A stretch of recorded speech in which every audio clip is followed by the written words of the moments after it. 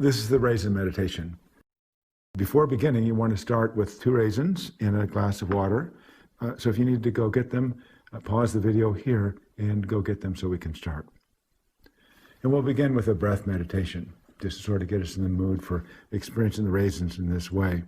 And so you can just notice how you're sitting, how your feet are making contact with the floor, if they're making contact with the floor, how your weight is in the chair or whatever it is that you're sitting on.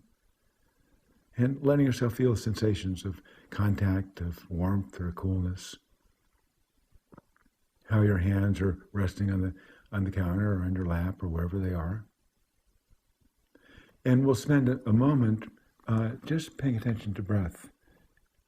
And that'll mean for you, there's no right place to feel the breath. It's just wherever you're feeling it. It could be your belly, or it could be your chest, or it could be your nostrils. And so if you want to close your eyes for a moment, you could do that. And just finding the actual sensations of breathing.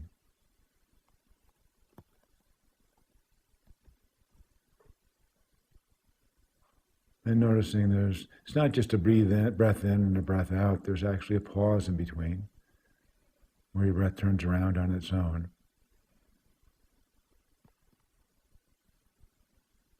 And there's no need to change your breath in any way because you're breathing just fine.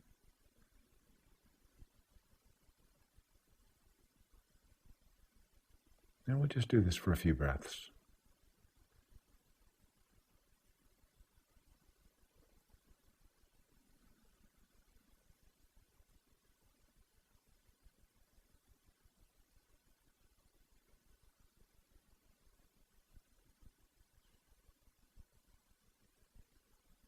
When you're ready, letting your eyes open. And we'll begin to pay attention to these raisins, because that's what this meditation is about, after all. And picking up one of the raisins. And we want to look at this raisin. I don't want you to pretend for a moment like you'd never, ever seen a raisin before, like you just landed from Mars and you wondered what this object is. You might not even know that it's edible. And so you're looking at how the light hits it.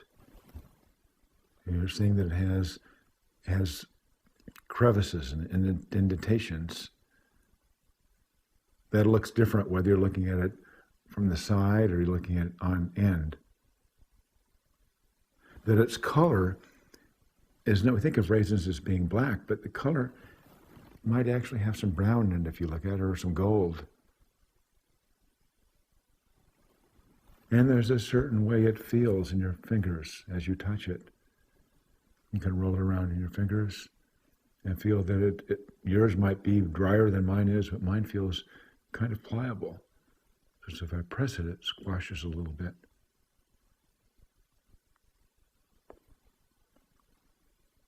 You can even see if you can smell anything. And I can detect a little bit of a smell. So I don't have a very good smeller, but I can smell this raisin a little bit.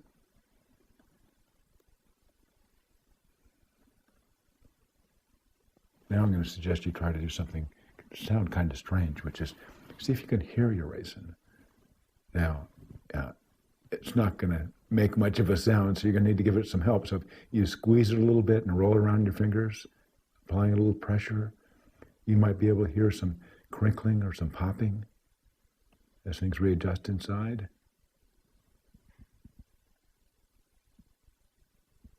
And now, taking that raisin, and bring it to your mouth. And of course, the tendency is to just pop in your mouth, chew it and eat it and swallow it. But we're going to make this a slower process. So as you bring it to your mouth, placing it on your lips, bring it in the mouth between your teeth. Don't break the skin just yet. And roll around in your mouth.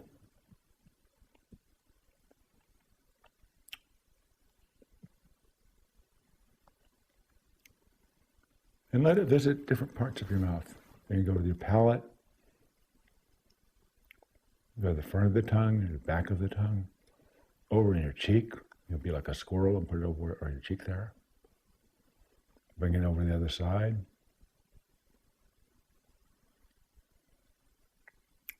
Now, if you've been pretty disciplined about this, you haven't broken the skin yet. So when you're ready, just gently tap it with your teeth, just enough so you can break the skin.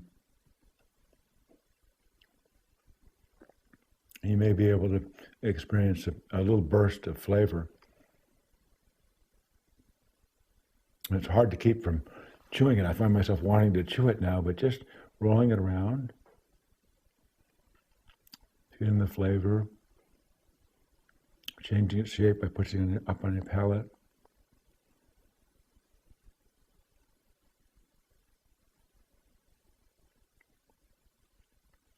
And when you're ready, without taking big bites, just small bites, you might even be able to hear the bites. Feel the flavor, taste the flavor. And you'll notice it's beginning to break up a little bit into smaller pieces. And it's both feeling the raisin in your mouth, tasting the flavors, feeling the textures, hearing the sounds.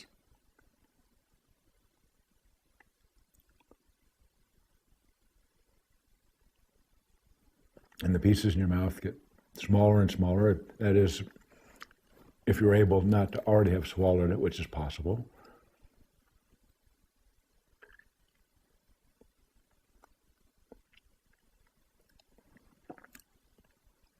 And pretty soon the raisin's gone. I still taste some of the residual flavor of the raisin. When you're ready, taking a little sip of water.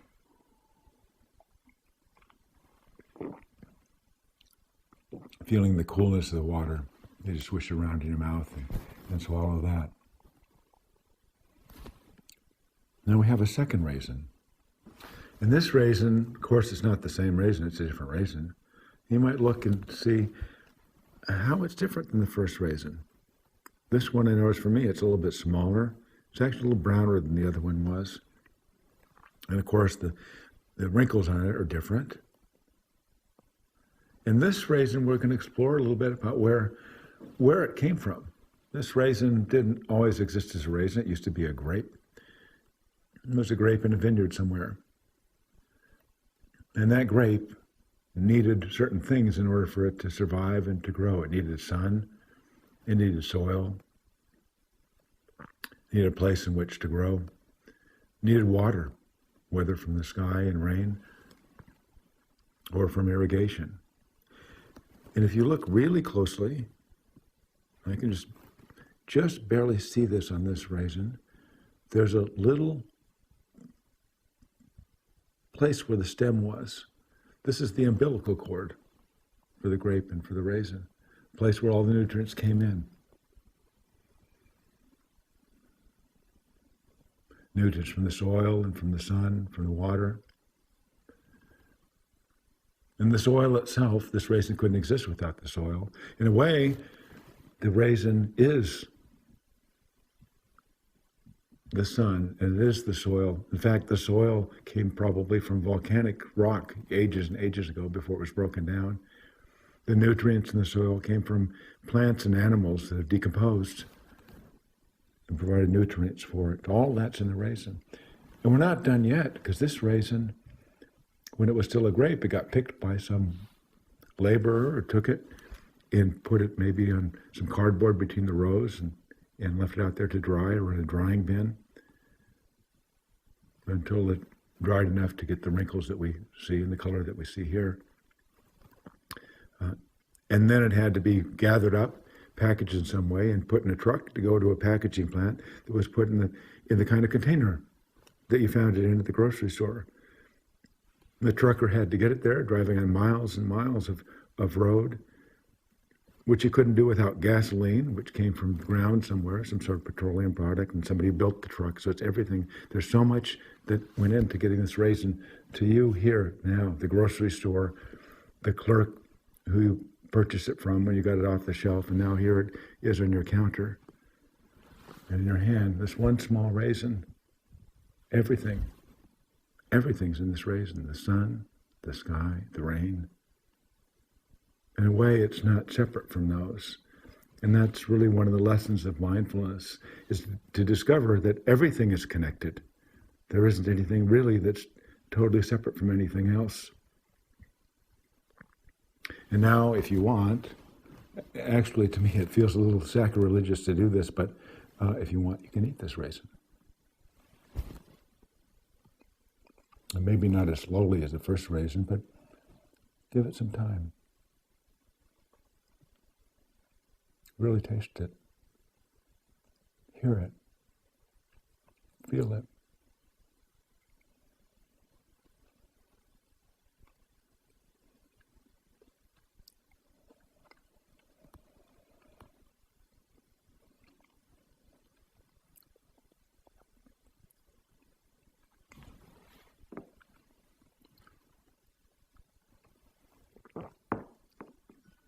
And over the next week, see if you can bring the same sense of curiosity and exploration to the things you do in daily life, like walking the dog, brushing your teeth, taking a shower, walking to the car on your way to work, or driving on the highway. Maybe you shouldn't do it driving on the highway just yet, but things where you can just really notice where you are and what you're doing. That's going to be your informal practice for this week. And for the 30-minute daily formal practice that you'll do, this will be a body scan. And you want to see if you can bring that kind of curiosity and attention to body sensation. And we'll guide you through that when you find the recorded session on the website. And for this week and beyond, whether it be with a body scan or a sitting meditation or a yoga, you want to be gentle with yourself with all of these practices.